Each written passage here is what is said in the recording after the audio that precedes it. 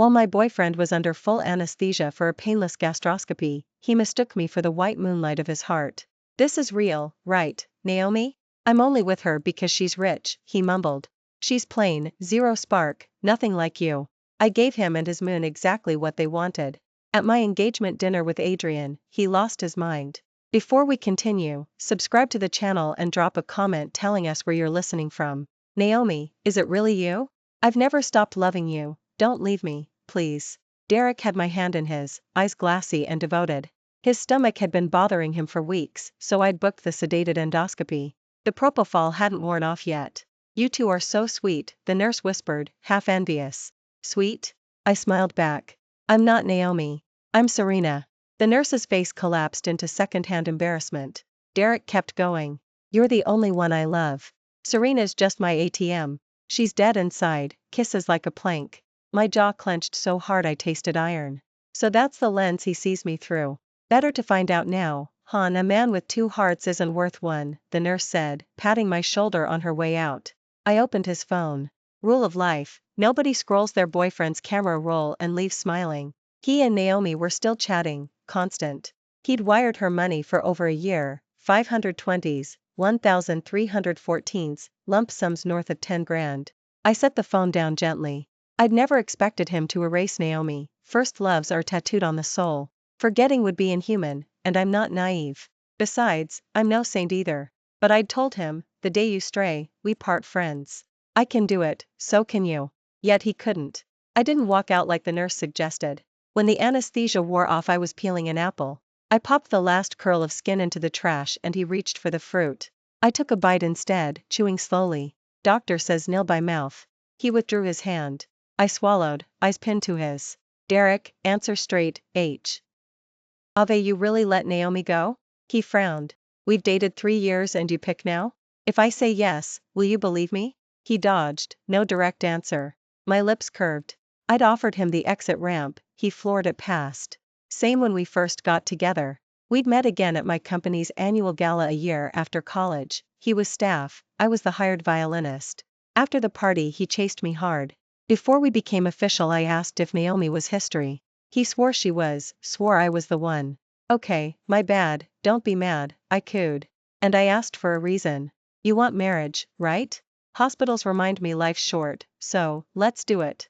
Marry me. My eyes shimmered, soft as silk. He lied, then had the gall to propose. Ruining my feelings wasn't enough, now he wanted my future as his runway.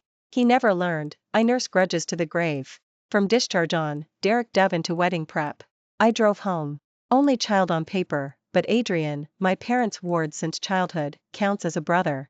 His parents died in a crash. Dad adopted him and eventually handed him the company before flying off with mom on a world tour to reclaim their lost youth. I call it belated teenage rebellion. Adrian wasn't in when I arrived. He showed up for dinner in a razor-cut black suit, black shirt, face chiseled from granite, CEO who looks more bodyguard. We ate in silence, silverware clinking like distant bells. Since high school we've communicated by necessity only. I boarded at college and later moved in with Derek. This was our first private sighting in 3 years. He finished first, stood, headed for the study. I'm getting married, I said. His stride snapped, he pivoted, lips pressed white. To that Joe guy? I nodded. He's bad news. Grant and Grant won't allow it. He closed the distance in 3 strides, towering. I lifted a shoulder. As long as you stay quiet, they'll never know. You're hiding it? I mean, with you here there's no need to tell them, right, big brother? I bit the last 2 words. Adrian's F. A strained, obsidian eyes bored into me. Suit yourself. He threw the words over his shoulder and climbed the stairs. Exactly the answer I expected. He'd told me years ago I was just his little sister. Inside a private room at Velvet, Adrian sat expressionless across from Derek. He slid a check across the table. 5 million. Walk away from Serena. Derek's grin was triumphant and scornful. Marry her and the whole Sterling Empire is mine. 5 mil is couch change. Murky hostility clouded Adrian's eyes. Last offer. Take the money and vanish. Miss this chance and I guarantee you leave with nothing. Derek shredded the check in Adrian's face and sneered. Let's see who ends up empty-handed. Ridiculous, Adrian isn't even an adopted Sterling. What leverage does he have? All Derek has to do is say I do and everything Serena owns becomes his. She never snoops in his phone, never complains when he stays out, a single grumble about trouble and she's wiring solutions. Even when she suspects he still pines for Naomi, a fake huff of outrage shuts her up. With Serena this whipped, how can he lose? Serena, what does Adrian think he's doing? I'd just left the music studio when Derek appeared, lower lip trembling, eyes pink, picture of wounded devotion. What did Adrian do? He offered me 5 million to dump you. How can he cheapen what we have? Love isn't for sale. He flung his arms around me, voice cracking. I froze. Hadn't Adrian said, do whatever you want? I masked the confusion, soothed him, swore the wedding was on regardless. 3 days later Derek's parents landed. He was supposed to pick me up for dinner at Sterling, but when I stepped out of the studio he was a no-show. Totally forgot, grab a cab, he said when I called. I laughed it off and was about to flag one when a black sedan slid to the curb. Adrian stepped out, opened the passenger door, and stared me down. I raised an eyebrow. Problem? Get in. I'm busy. Aren't both families meeting? Surprised, I ask. Ed, you're coming too? I'd assumed he was only giving me a ride. His lips sealed, he said nothing. I climbed in. Silence rode with us to Sterling. Derek and his parents were already in the private dining room. The moment we entered, Grant beamed. Little Serena's job keeps her busy, 35 minutes late. I apologize for keeping you waiting, I said, contrite. Grant sized me up. Derek brags you're clever and sweet. An apology needs proof. I slipped the heavy gold bangle from my wrist and offered it. I rushed out, hope this makes up for my empty hands. Grant's grin turned greedy. I flicked a glance at Adrian, his face was storm cloud black. He's furious already? Act 1 just started. Before dessert, Grant cleared her throat. Since we're talking marriage, let's be blunt. What kind of dowry does the Sterling family plan? We're new at this, Auntie, name it and we'll try, I replied, shooting Adrian a shut-up glare. She didn't hesitate. Our Derek's a top catch in Riverdale, marrying him is your jackpot. We're modest, 2 condos, 1 for you kids, 1 for us so nobody cramps anyone's style, 2 downtown storefronts to fund our retirement, and 1.88 million cash, lucky number. Adrian opened his mouth, I kicked him under the table. I smiled at Grant. Once Derek and I sign the papers, my brother will deliver everything. Grant nodded, satisfied. Grant spoke again. Remember, we only have 1 son, Derek. When you marry him you must give the Grant family a male heir. I nodded along. Of course. I love Derek so much I want a little boy who looks just like him. If the first one isn't a boy, I'll keep trying. Derek squeezed my hand, eyes shining. Serena, you're incredible. I swear I'll never let you down. I smiled back. Once every condition had been accepted, the Grants finally relaxed and started eating. Mid-meal I excused myself to the restroom. On my way back, a private dining room door flew open and an arm yanked me inside. Instinct made me scream, a mouth crashed over mine before a sound escaped. The kiss was hard, clumsy, possessive. The familiar scent of pine told me who it was. I bit his lip, then slapped him. Adrian, have you lost your mind? He stepped back, then gripped my shoulders. Serena, that family is trash, why are you still marrying him? I gave a cold laugh. That's my business. Veins throbbed at his temples. If someone like him is acceptable, why not me? He dared to question me? I met his glare, enunciating every word. Adrian, shouldn't you ask yourself that? You told everyone I'd always be your little sister, remember? The color drained from his face. While he was frozen, I shoved past him and ran. I couldn't face Derek, so I told him I felt ill and went home. In the car I let my mind drift back. Adrian had come to live with us when he was 10 and I was 8. We'd grown up side by side, inseparable, until senior year. That year, a classmate teased that we were the perfect childhood sweetheart couple. Adrian reacted like a scalded cat, swearing to everyone that I was, and would always be, nothing more than his little sister. Unfortunately, I overheard every word. Now he had the gall to ask why not him. Ridiculous. He kept calling, I blocked him everywhere. Derek said his mother wasn't feeling well and asked if Grant could stay at my place so I could look after her. I agreed. I brought 2 housekeepers over from Sterling. Still, Grant found endless ways to order me around. I answered with a sweet smile and obeyed, playing the docile lamb. In front of Derek I was the perfect, understanding girlfriend. While we were shooting our wedding photos, he took a call, claiming the office needed him immediately. I pretended I hadn't heard the honeyed female voice on the other end, calmly told him to drive safely, and waved him off with a smile. The makeup artist shot me a pitying look, probably convinced I was the ultimate naive bride. A few days before the ceremony, Butler rang me, gave me an address, and he told me to hurry over. It was the Sterling that still legally belonged to my mother but was now run by Adrian. Butler was waiting. He led me to the restaurant and seated me where I couldn't be seen. A few minutes later Derek and Naomi walked in. "Derek, are you seriously going to marry Serena?" Naomi's voice dripped sugar. "Only after we're married can I get my hands on the Sterling fortune. Then we'll live the good life," Derek replied. "You haven't actually fallen for her, have you?" "Not a chance. She's plain next to you, loses in every way. I'm doing this for us, baby. Bear with me a little longer and I'll marry you properly, give you everything." I felt nothing. When they finished lunch and headed upstairs to a room, Butler and I slipped out. The weather turned, by evening rain was sheeting down.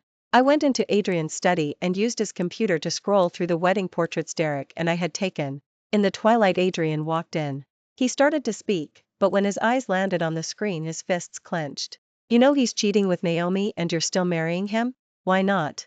At least Derek can say the words 'I love you.'" I smiled. Adrian pressed his lips shut. That gesture always infuriated me. "If Big Brother is here to talk me out of the wedding, save your breath." I turned back to the monitor. "I lied," he said quietly. "Back then. I was a penniless orphan, only alive because your father took me in.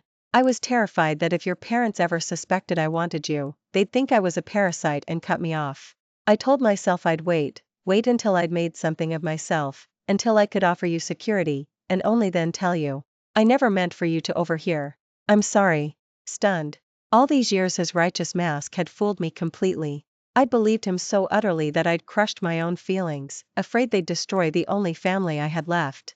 I'd avoided him just to keep that illusion alive. And now he said it was all I.e. How pathetic I'd been. Rain lashed the windows, an irritating tap-tap. I bit back tears and ground out, "So if I hadn't heard, you'd have kept telling outsiders I was your sister while secretly chasing me? Words I don't hear don't exist, is that it?" "No," he stepped forward, then stopped himself. "I was wrong. Whatever the reason, I never should have said what I didn't feel. Serena, I'm sorry." That single apology opened the floodgates. Tears slid down before I could stop them. I pointed through the glass at the front gate 100 yards away. "Get on your knees at that entrance, crawl to me, and I'll forgive you." "Fine. Immediate." He spun toward the door, afraid I'd change my mind. From my bedroom balcony I had perfect sightlines. In the downpour Adrian looked up, met my gaze, and dropped to both knees. Step by step he crawled up the drive. Across the darkness and the rain his eyes never left mine. With every inch he came closer, my rage and hurt ebbed, replaced by the love I'd starved for years. I moved to the head of the grand staircase but didn't descend, watching him climb the front steps on his knees. Hair plastered to his skull, water trailing from temples to jaw to throat. His soaked white shirt clung to every muscle, yet he noticed nothing, eyes fixed only on me. At last he reached the second-floor landing and knelt before me. "Serena, I'm sorry." I fisted his tie and pulled him upright. He towered over me. I had to tilt my head. "I don't want to hear that right now." His dark eyes flared, voice hoarse. "I love you. Only you." My heart soared. I rose on tiptoe and kissed him. When I woke, sunlight was streaming through the windows, the storm had left no trace. The moment I stirred, the arm around my waist tightened and my back met a warm chest. "Sleep a little longer," Adrian murmured, chin in the hollow of my neck. "Can't. Orchestra board is holding auditions for concertmaster today, and I intend to win. I'll call Sterling first thing and cancel the reception, then pick you up for dinner," he said. I rolled over to face him. "When did I say cancel the wedding?" His expression snapped. He pinned me beneath him. "You're still marrying that Grant punk?" "Absolutely." "Then what am I, Serena?" he hissed. I curved a smile. "Adrian, did you think I'd be easy? I'll chase you forever. Just don't marry him yet, okay?" The plea in his deep eyes was lethal. I covered them with my hand, any more and I'd cave. "The ceremony stays on the calendar. You wasted years, now the clock's ticking." In the run-up to the wedding Adrian courted me, discreet but relentless. Derek kept busy too. I told him rehearsals ate my time, and he used the space to fool around with Naomi. They even visited our brand new house, kitchen, sofa, floor. I watched every angle on the security footage. The action was X-rated. Installing cameras in my own property is perfectly reasonable. Before, I'd only had grainy paparazzo shots of them kissing outside hotels, now I had a blockbuster. Wedding day. In my veil and wedding gown, I sat in the bridal lounge and handed the flash drive to the Sterling manager just as Naomi sauntered in. She was stunning, oval face, sultry eyes, curves for days, while I rated no higher than pretty. Congratulations, Serena. She hugged me. We'd never been friends, we'd merely nodded across campus concerts. I smiled politely. I heard you moved abroad. When did you get back? Her grin froze. I knew she'd returned months ago and was stuck hosting a dead-air midnight slot at a local station, once the campus queen of broadcasting, now invisible. My jab landed. I've been back a while. Actually. Her hand brushed her belly. I'm expecting. I almost burst out laughing. She clearly wanted to score a point in front of me, but for someone who streams for a living, the topic change was painfully awkward. My gaze dropped to her belly. Congratulations. Is the father here today? Of course. Naomi's smile carried a mix of triumph and provocation. And just then Derek walked in. The moment he saw her beside me he panicked, yanked Naomi away, and demanded, "What are you doing here?" Naomi put on a wounded look. "I only came to wish Sterling happiness." "Serena, don't get the wrong idea," Derek said, turning to me. "I just invited her to the ceremony, there's nothing else between us. If I had something to hide, I wouldn't have asked her to come." I smiled like a blooming rose. "I believe you. Rest here a moment, I'll go greet the guests." Derek shot Naomi a silent order and the two slipped out one after the other. I watched their backs until my smile melted away. The real show was about to begin. When the wedding started, I stood at the grand hall doors in my wedding gown, the huge LED screen on stage square in my line of sight. Per plan, the processional should have been playing while our engagement photos floated across that screen. But the instant I stepped into the banquet hall, shrill static replaced the music, and the monitor filled with two naked bodies locked in sex. Thin mosaic blurred their faces, yet I'd spliced in the clips where they moaned each other's names so no guest could miss who they were. The moment those names blasted from the speakers, every head swiveled toward Derek and Naomi. To make sure the crowd could spot the leading lady, I'd tipped the spotlight operator beforehand. A beam pinned Naomi like a specimen. Derek shrieked that it was all fake and lunged for the projector, only to be blocked by Sterling security. The invite list was his college friends, his relatives, and every partner in his company. I'd brought none of my own. I stayed put, hand over my mouth, enjoying the circus. Onlookers thought I was frozen in shock. In truth, my grin threatened to split my cheeks. "Serena, listen to me, that isn't me. It's deepfake, someone's trying to frame me," he yelled above the roar, pushing through the crowd toward me. I was about to walk away when I was scooped up bridal style and carried out. Seeing who it was, I laughed softly. "Thought you swore you wouldn't come." I'd invited Adrian the day before. He'd answered with an ironclad absolutely not. I guess some people never outgrow stubbornness. He carried me to the lounge, my stilettos had fallen off along the way. He found a pair of slippers, knelt, and slipped them on. Then he looked up. "You married Derek just to ruin him at the altar?" I lifted a bare foot and rested it on his shoulder. "That's what happens when you lie to me. So, are you still chasing me, Adrian?" He caught my foot and pressed it over his heart. "Serena, I never stopped loving you. I won't repeat the mistakes I made." A satisfied smile curved my lips. Adrian misunderstood one thing. The wedding debacle was merely Act 1, not the finale. As expected, Derek showed up at Sterling. I let him in without fuss. The instant he saw me he dropped to his knees. "Serena, please, it wasn't what it looked like. The video was AI generated, the photos were doctored, Adrian must be behind it. He's always wanted to keep us apart. He's after your fortune. He's afraid that once we marry, he'll lose his place at your side." I leaned back languidly. "Derek, you started chasing me right after you learned who I was, didn't you? Let me guess, at the annual gala you saw how much my violin is worth, or maybe you noticed I take the executive elevator. That's when you found out, and the pursuit began." I'd never advertised my background, but I hadn't hidden it either. A little digging was all it took. "That's not true, Serena, I love you." I pulled out a file and flung the contents in his face. Every bank transfer he'd ever sent Naomi, neatly time-stamped, every Sterling check-in record, complete with photos, courtesy of a certain paparazzo. Derek's face turned corpse white. "Serena, she and I were just fooling around. I swear you're the only one in my heart. I promise, I'll cut her off completely." I sighed, letting sorrow seep into my voice. "I loved you too, but you shredded my heart. Since you love Naomi, be with her. She's carrying your child, the three of you deserve to be a family. Serena, I realize everything now. Give me one last chance, this time I mean it. I glanced at Butler. He immediately summoned security, and Derek was hauled away, howling apologies the entire route.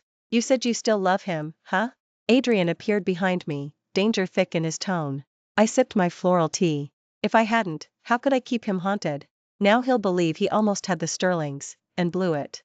I want him to spend his life convinced the prize was one heartbeat away, forever out of reach.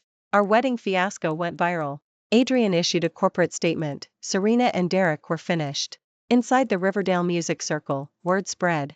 On audition day for Concertmaster, I stepped on stage unruffled, bowed, and delivered the piece I'd drilled to perfection, immaculate, unshakable. The judges concluded that anyone who could play that steadily after such scandal deserved the post. The title was mine. Adrian had watched from the aisle. When the verdict came, he rushed up, hugged me, and produced a necklace as if from thin air. That night we dined out. At the manor gates we found Derek's parents waiting. Adrian's face darkened.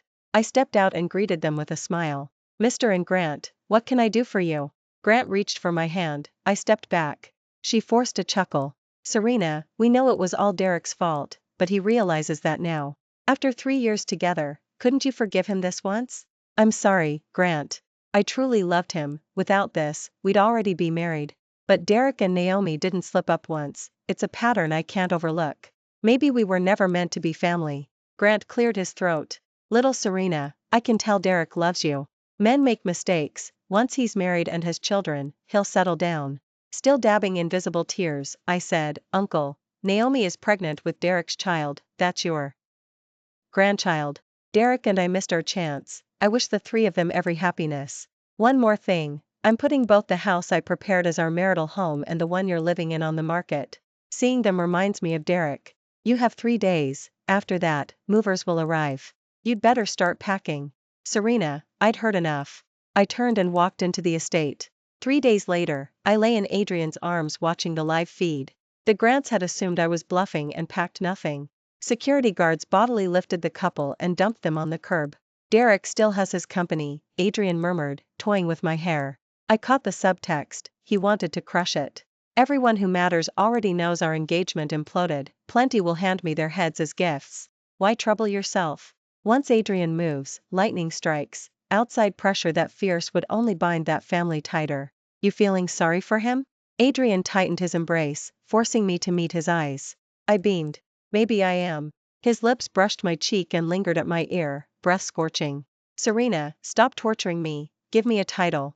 I laughed. You've always had one, big brother. He buried his face in my neck, groaning. That's the dumbest line I've ever uttered. I hugged him, silently agreeing. When my parents learned about the wedding stunt and my promotion to concertmaster, they booked the first flight home. Adrian and I picked them up. In public, Adrian still wore black head to toe, an icy aura warning strangers away. No one would guess he begs for official status in private. He stood a fist's width from me, close yet respectful. Little Snow. Mom appeared in the arrival stream, waving. She pulled me into a bear hug. Dad followed, pushing luggage, smiling gently. Adrian greeted them and took the suitcases. I laced my fingers through his and turned to my parents. Mom, Dad, let me reintroduce my boyfriend, Adrian. Even though I'd steeled myself, nerves thrummed. What if T.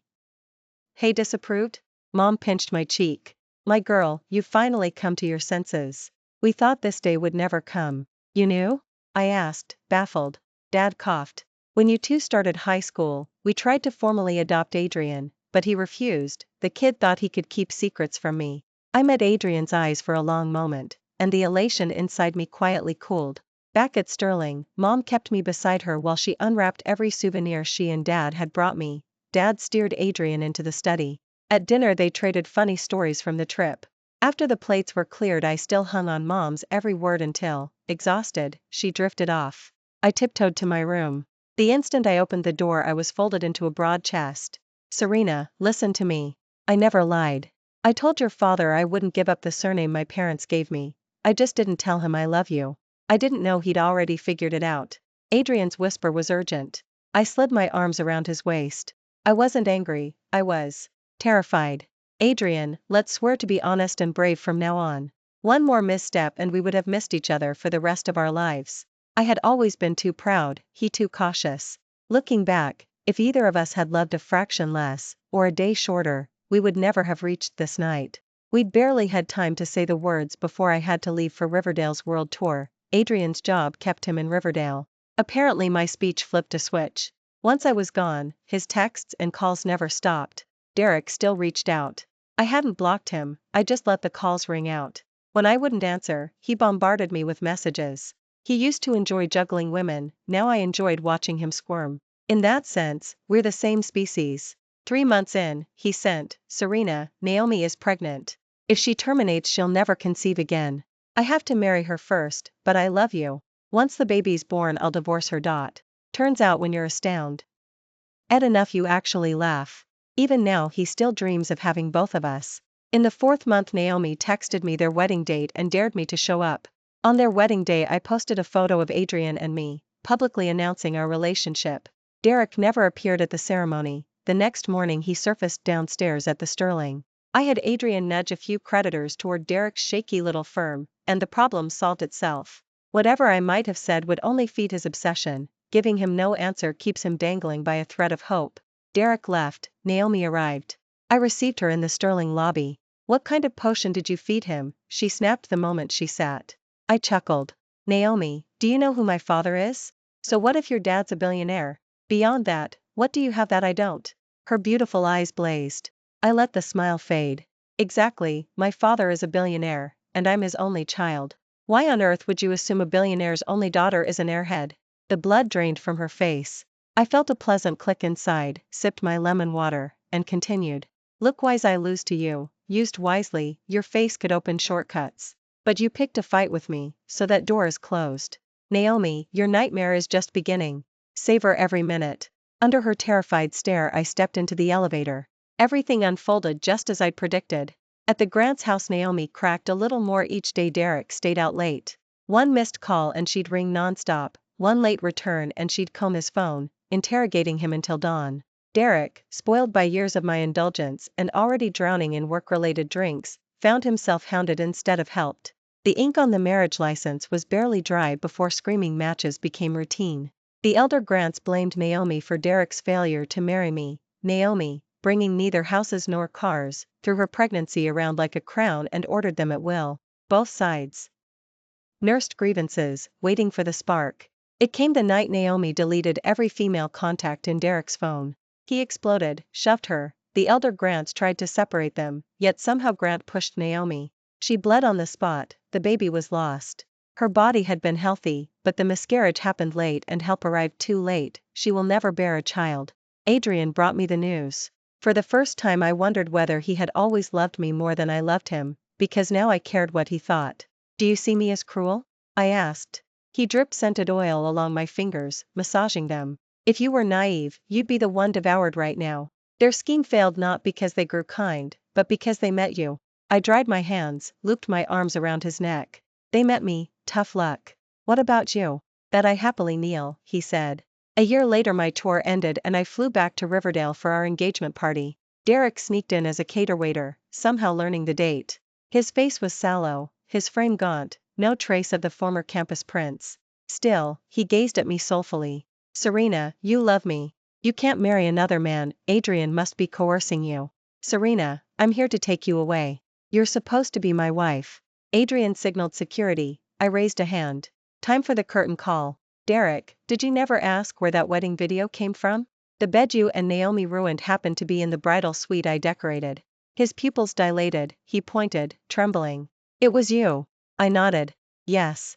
I wasn't even suspicious until your sedated endoscopy. While the propofol still fogged you, you mistook me for Naomi and spilled everything.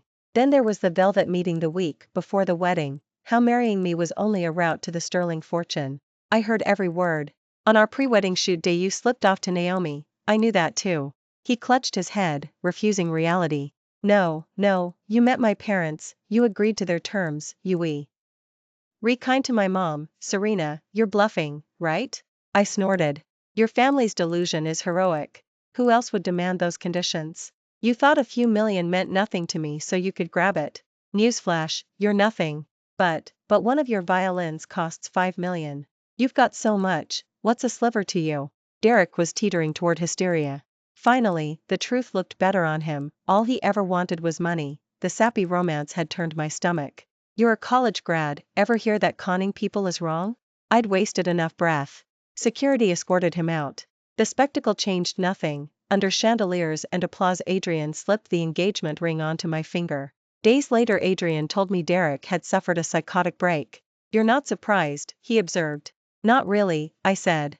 From his parents' behavior you could tell he'd been coddled since birth, top of his class, dazzling girlfriend, life without bumps. Then campus ended, entry-level salary, his girl gone, lesser classmates promoted faster. He never learned how to process setbacks, emotionally he's still nursing. When he saw me as his life raft but couldn't handle temptation, it stopped being an IQ problem and became a personality disorder. Adrian pinched my chin, jealous. "Stop analyzing another man."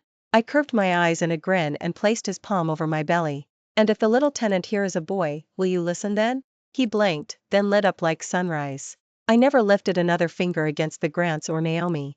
The next headline I saw about them was on the nightly news. After a brief stabilization Derek had been discharged, the Grants brought him home. That night he murdered his parents and Naomi. The arrest footage shows him screaming that they cost him his place in the Sterling family. "Mommy, the package from Grandpa and Grandma is here," my daughter sings out. "Coming."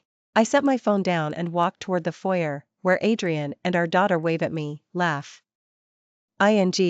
Smiling, I stride straight into my happiness. Thanks for listening to today's story. If you liked it, give us a thumbs up and share it with friends. We'd love to hear your thoughts in the comments. Don't forget to subscribe for more incredible stories. See you next time.